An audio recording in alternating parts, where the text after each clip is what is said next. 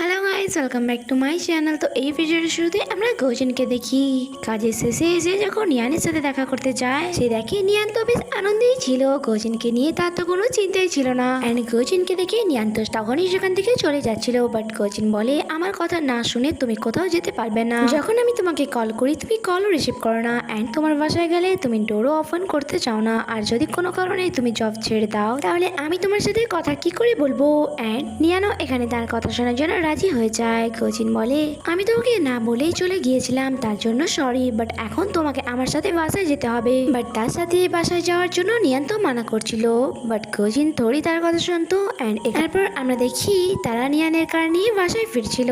And এখানে গৌজিন drive করতে করতেই তাকে বলছিল যে আমি একটা কথা তো ভালো করে বুঝে গিয়েছি, তুমি নিঙ্গুইন হতেই পারো না। ইনফ্যাক্ট আমিও আশা করছিলাম যাতে তুমি নিঙ্গুইন না হও, কারণ তার জন্য আমাকে অনেক প্রবলেম ফেস করতে হয়েছে। যা শুনে তো নিয়ান অবাকি হয়ে যায় যে গৌজিন ফাইনালি ডিসাইড করে নিয়েছে যে সে মুভ অন করবে। অ্যান্ড এখানে গৌজিন তাকে বলে একবার ওই ছেলেটিও এমনটা বলেছিল, কি যেন নামটা, মিস্টার এক্স। নিয়ান বলে হ্যাঁ, অনেকেই আছে যারা আমাকে চায়। যা শুনে তো গৌজিনের অনেক বেশি রাগ হচ্ছিল, অ্যান্ড সে কারের স্পিড বাড়িয়ে দেয়। বাট কিছুক্ষণ পর সে বুঝতে পারে যে কারটির ব্রেক ফেল, অ্যান্ড এখানে তাদের একটি ছোটখাটো অ্যাক্সিডেন্ট হয়ে যায়। আর যখন চ্যাং এই ব্যাপারটি জানতে পারে সে অনেক বেশি প্যানিক হয়ে যায়। বাট গৌজিন বলে যে ছোটখাটো আঘাত লেগেছে।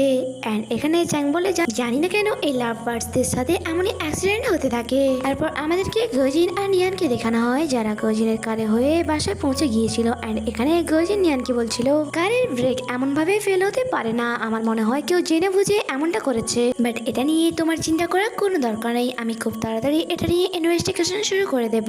আর তার সাথে সাথে সে তাকে এটাও বলে আমি সারা জীবন তোমাকে প্রোটেক্ট করতে চাই। বাট নিয়ানের তো তাকে নিয়েই ভয় করছিল। অ্যান্ড সে বলে আমার তো তোমাকে নিয়ে বেশি ভয় করছে যে তুমি আমার জন্য আবার প্রবলেমে না পড়ে যাও। আমার অনেক বেশি ভয় করছে এটা ভেবে কোথাও আমি তোমাকে হারিয়ে না ফেলি। গৌজিন এখানে তাকে বলে আমি তোমাকে অনেক বেশি লাইক করি, তাই প্লিজ তোমার লাইফে আমাকে অ্যাড করে নাও। বাট নিয়ানের তো তার কথা এখনো বিশ্বাস হচ্ছিল না। সে তাকে বলে আমার তোমাকে একদমই সিরিয়াস মনে হচ্ছে না, কারণ তুমি এখনো জিঙ্গুইনকে লাইক করো, বাট আমি জিঙ্গুইন নই। বাট এইবারে গৌজিন তাকে সাফ সাফ বলে দেয় যে আমার নিঙ্গুইনকে নিয়ে কোনো চিন্তা ভাবনা নেই। অ্যান্ড এখানে গৌজিন তাকে জানিয়ে দেয় যে জিঙ্গুইনের সাথে আমার কোনো সাথ নেই, আমি তোমার অ্যান্ড বেবিদের সাথে লাইফ কাটাতে চাই। যা শুনে তো নিয়ান তাকে ডাইরেক্ট গিয়ে কিস করে নেয়। এখানে গৌজিন তো বিশ্বাসই করতে পারছিল না যে নিয়ান তাকে ফাইনালি অ্যাকসেপ্ট করে নিয়েছে। যখন কি নিয়ান তো অনেক লজ্জা পেয়ে পার্কিং লট থেকে দৌড়ে পালিয়ে যায়, তার খুশির তো কোনো সীমানাই ছিল না। অ্যান্ড একই অবস্থা গৌজিনেরও ছিল।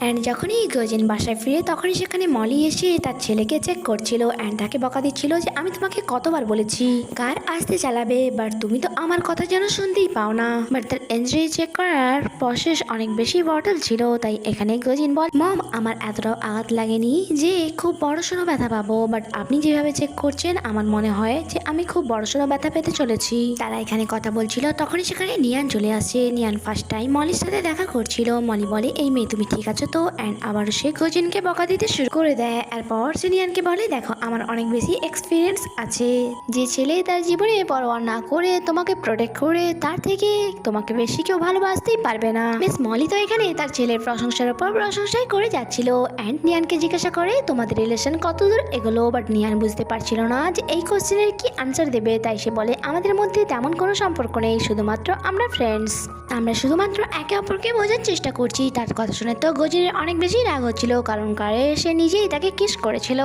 বাট মলির সামনে এসে ক্লিয়ারলি মানা করে দেয়। তাই গৌজিন তার মামকে বলে আর কিছুটা টাইম দিন আমাদেরকে, সব কিছু ঠিক হয়ে যাবে। তখন এখানে নিয়ানের বেবিরা চলে আসে। অ্যান্ড তারা আসা মাত্র ডাইরেক্ট গিয়ে মলিকে হাগ করে নেয় অ্যান্ড তাকে গ্র্যান্ডমা বলে ডাকে। যখন কি নিয়ান তো এইসব দেখে অনেক বেশি অবাক ছিল যে তার বেবিরা মলিকে আগে থেকেই চেনে। শুধু তাই নয়, তাদেরকে দেখে তার মনে হচ্ছিল তারা আগে থেকে অনেক ভালো বন্ধু হয়ে গেছে। অ্যান্ড এখানে মলি গৌজিনকে বলে যে বেবিরাও তো আমাকে গ্র্যান্ডমা বলা শুরু করে দিয়েছে, তাই তোমরাও তোমাদের রিলেশন নিয়ে সিরিয়াস হয়ে যাও।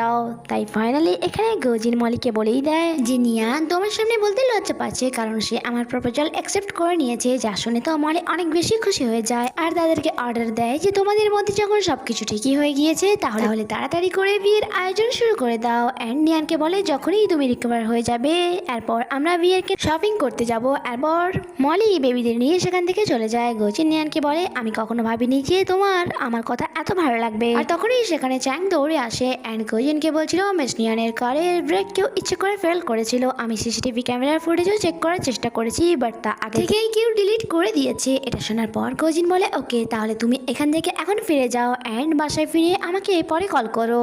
চ্যাং তো বুঝতে পারছিল না যে তার বস এত রিল্যাক্স কি করে, বাট তখনই তার চোখ পড়ে যে সামনে নিয়ান বসে আছে, তাই সে তখনই সেখান থেকে চলে যায়। আর তার চলে যাওয়ার পর এখানে গোজিন অনেক কিউট ভাবে নিয়ানকে কিস দিচ্ছিল। তারপর আমাদেরকে নেক্সট ডে সিন দেখানো হয় যেখানে নিয়ান তার বেবিদেরকে কল করে বলছিল যে আমাকে বিজনেস ট্রিপে যেতে হবে, তাই আজ রাতে আমি বাসায় ফিরবো না অ্যান্ড তোমাদের দেখাশোনা আঙ্কেল চ্যাং করবে। অ্যান্ড যখনই সে অফিসের বাইরে আসে সে সামনে লিউশাওকে দেখতে পায় যে তার জন্য সেখানে ওয়েট করছিল। নিয়ান তাকে সেখানে দেখে অনেক বেশি সারপ্রাইজড হয়ে গিয়েছিল অ্যান্ড তাকে জিজ্ঞাসা করে আপনি এখানে কি করছেন। লিউশাও বলে আমি তোমাকে ডিনারে নিয়ে যেতে চাই, বাট নিয়ান তো ডিনারের জন্য সাফ সাফ মানা করে দেয় অ্যান্ড বলে আমরা বিজনেস পার্টনার অ্যান্ড পার্সোনালি ভাবে আমরা এইভাবে দেখা করতে পারি না। বাট লিউশাও বলে একবার আমার সাথে ডিনার করে নিলে আমি তোমার পেছনে থরি পড়ে যাব, তাই নিয়ানও তার কথা এখানে রাজি হয়ে যায়। এরপর আমাদেরকে নাইটের সিন দেখানো হয় যেখানে গোজিন বেবিদের খেয়াল রাখার জন্য নিয়ানের বাসায় চলে এসেছিল অ্যান্ড এখানে কথা বলতে বলতেই ওয়াও গোজিনকে বলছিল আঙ্কেল আপনি তো অনেক বেশি স্লো, এত দিন হয়ে গেল বাট আপনি এমন কিছু করেনি যাতে মম আপনার প্রেমে পাগল হয়ে যাবে, আপনি তো অনেক বেশি স্লো, টার্টেলও এত স্লো নয় যতটা আপনি।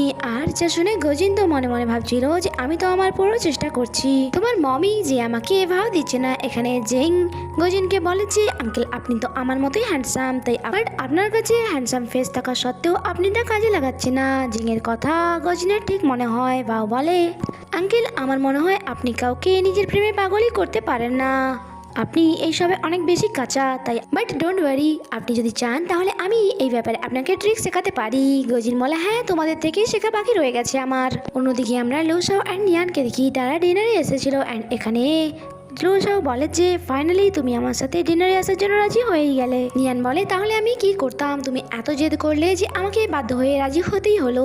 এরপর লিউশাও তাকে থাই ফুডের ব্যাপারে জিজ্ঞাসা করছিল যে তোমার কি থাই ফুড পছন্দ, যা শুনে নিয়ান বলে না কারণ ওটা থেকে বাজে স্মেল আসে।